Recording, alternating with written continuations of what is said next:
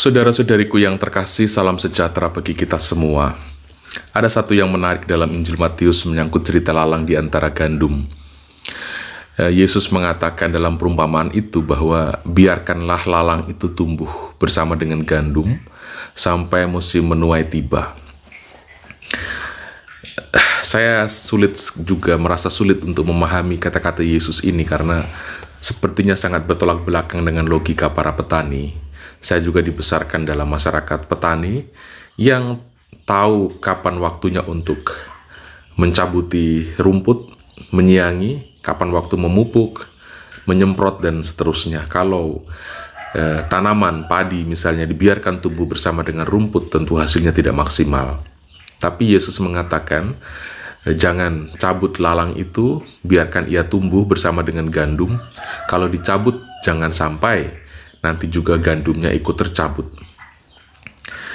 Saya sangka Yesus bukan mau mengatakan tentang larangan untuk mencabut ilalang, tetapi menyangkut bahaya yang ditimbulkan ketika kita terlalu fokus kepada ilalang itu, yakni gandumnya juga nanti akan ikut rusak dan akan menjadi sulit menghasilkan buah. Nah, ini saya rasa fokusnya di situ. Tidak asing di antara kita, seringkali kita mudah untuk ingin cepat-cepat masalah itu dihilangkan. Kita ingin agar hidup kita tanpa problem, tanpa persoalan. Kita ingin ketika ada masalah, segera masalah itu dibuang, supaya kita hidup tanpa persoalan. Dan doa-doa kita pun begitu. Kita selalu meminta kepada Tuhan supaya kita hidup tanpa persoalan.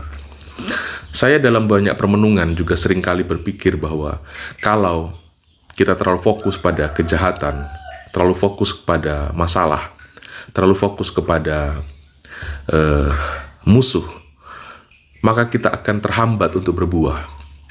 Kalau energi kita hanya habiskan untuk mencari-cari upaya menyelesaikan persoalan, maka kita sepertinya akan kehilangan waktu untuk berbuah.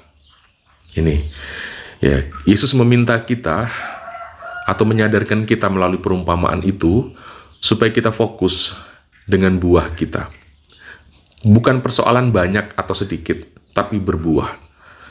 Dari buah itulah nanti akan kelihatan siapa kita yang sebenarnya. Apakah kita ini gandum atau kita ini ilalang. Itu gak akan pernah bisa menipu. Tapi kalau kita hanya fokus saja pada upaya untuk menyingkirkan musuh, energi kita habis untuk itu, dan kita akan tidak punya waktu, tidak punya energi lagi untuk menghasilkan buah. Saya sangka ini yang akan terjadi. Ya, sehingga kenapa Yesus mengatakan jangan cabut lalang itu, biarkan ia tumbuh bersama dengan gandum sampai musim menuai tiba.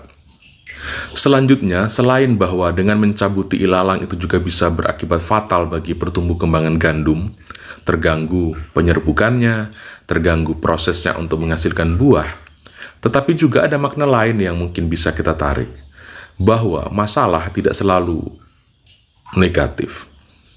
Justru hadirnya persoalan bisa membuat kita semakin tegas menyangkut identitas. Hadirnya sesuatu yang lain di sekitar kita membuat kita juga berjuang untuk menegaskan siapa kita di antara mereka. Kalau kita selalu berharap kita menjadi mayoritas, maka kita tidak akan menjadi siapa-siapa di situ. Tapi justru ketika kita berada di tengah sesuatu yang terlihat asing bagi kita, yang mungkin kita anggap sebagai penghalang, pengganggu, ancaman, justru kita semakin terlihat identitasnya. Dan disinilah pentingnya kesadaran itu. Kalau kita adalah murid-murid Kristus, dan di Indonesia kita hadir di tengah saudara-saudari kita yang berbeda keyakinan, pertanyaannya, apakah kita akan berjuang untuk mengkristenkan Indonesia? Apakah dengan begitu menyenangkan hati Kristus? Yang Yesus kehendaki justru adalah berbuahlah.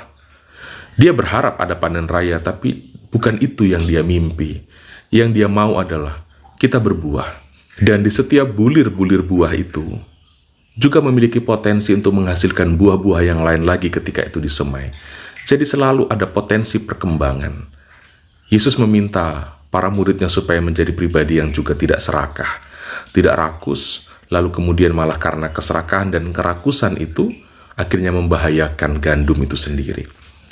Jadi perumpamaan tentang hal kerajaan surga ini pertama-tama menyangkut aspek kesabaran, menyangkut juga aspek jangan serakah, jangan rakus seakan-akan ingin seluruh dunia ini menjadi seperti yang kita mau.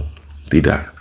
Tapi juga jangan terlalu berfokus kepada persoalan dan jangan terlalu berfokus kepada musuh. Nanti kita akan kehilangan energi untuk berbuah. Berbuahlah. Dan Yesus bisa menggunakan buah kita yang meskipun sedikit itu untuk dilipat gandakan kembali dengan caranya yang misterius. Kita tidak tahu itu. Jangan menggunakan logika-logika kita untuk perkembangan iman. Kita menggunakan logika Tuhan, bahwa dengan mati kemudian ada kebangkitan. Jangan kita justru mematikan yang lain untuk membangkitkan kita yang bertahan hidup. No, ternyata logika Tuhan lain. Kematian itu menghidupkan. Jadi jangan berpikir tentang banyaknya yang kita hasilkan, tapi mencobalah untuk berhasil sesedikit apapun itu. Karena Tuhan akan bisa melipat gandakan sesuai caranya apa yang telah kita hasilkan. Nah, saudara-saudari, semoga sedikit permenungan ini bisa membawa kekuatan pada pertumbuh kembangan iman kita. Tetap setia, tetap sabar, jangan serakah, semua ada prosesnya, jangan terlalu fokus kepada persoalan. Berjuanglah untuk tetap setia dan menghasilkan buah seberapapun itu. Tuhan Yesus memberkati kita semua.